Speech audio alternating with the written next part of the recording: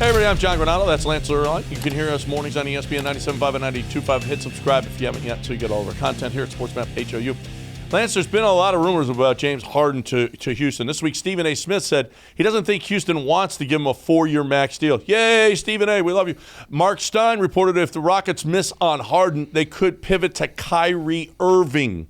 Tim McMahon said last December on Zach Lowe's podcast not to rule out Kyrie and the Rockets.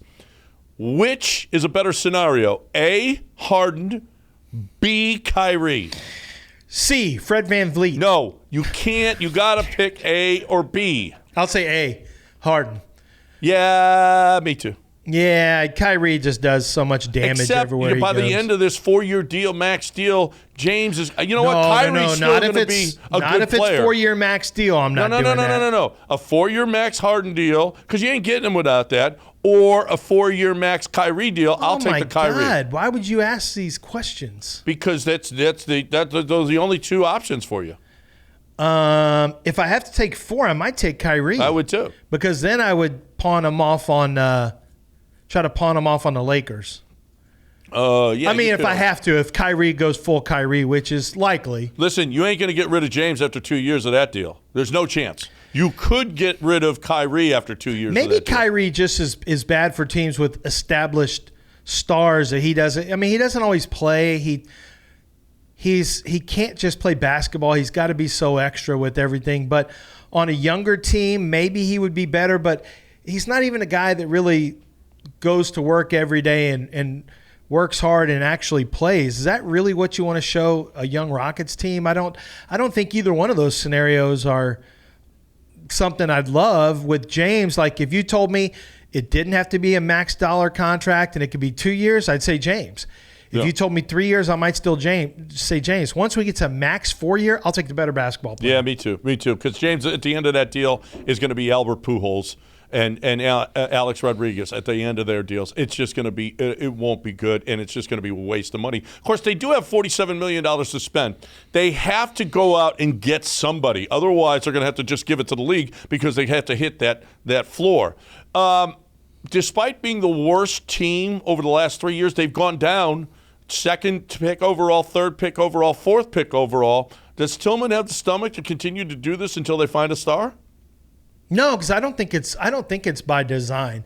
I think Tillman wants to win. Now, once it gets to a certain point, maybe the Rockets just assume their fate. But just like we've seen, you wanted to have the best. The best player has been Banchero, and now probably Victor Wembanyama in the back-to-back years. You weren't in on either one of those guys. Yeah. So, what good does that do to tank if you don't have great luck in a draft lottery? You've been right there the last 3 years, and you haven't gotten the first pick in any of those 3 years. And I just can't believe you continue to get younger. I mean, you got 2 more picks here in the top 20. You got 4 and 20, and you're going to get younger again. I just don't see it. I just think that they got to trade these away, and they got to bring in some good veterans here because you just can't stay. Oh, we're going to get better. We're going to get better. We're going to get better. When you keep bringing in young players, you've got to bring in some veteran help. You're going to have to spend that free agent money.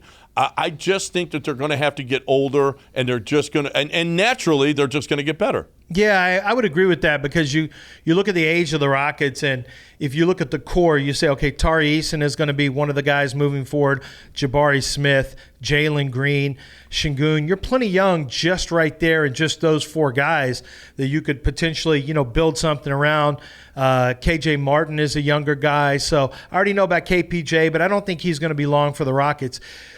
Would you be able to move KPJ in his contract and the 4th pick and maybe the 20th pick as well for another team's veteran player and a second-round pick? Would you do something like that? Yeah, I would absolutely consider that. If the right guy came along and then you added Fred VanVleet as well, so you added a guy who could run some point, can shoot from the perimeter. You added a big potentially with the trade that I talked about to give some, rim running and rim protection there. I would. Yeah, I think you're right. I think I would package both of your picks if possible. Maybe keep 20 and draft and stash. But yeah, I think I would move 4 and maybe Kevin Porter Jr. because of his contract number and go try to get someone. The only thing you got to worry about is that Cam Whitmore or the Thompson twins become great players, and then you left that on the table, and every general manager would have to worry about that. Rafael certainly would have to worry about that in years to come. No question. Well, but you got your own guys that you're worrying about right now. Like, you've already drafted guys who are in that same spot.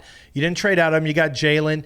You didn't trade out. You got Jabari. You have to develop them as well. And I just think, as you said, adding a veteran player and then spending money in free agency to add maybe a higher level player or even star level player, that should be the goal right now. If you got Jalen, if you got a guy like Jalen or Fred VanVleet, Jalen's better, Jaylen Brown, but Fred VanVleet, and you went and added a smart piece in the front court with a guy who could defensively have an impact, I think that could have a real impact on winning quickly for the Rockets.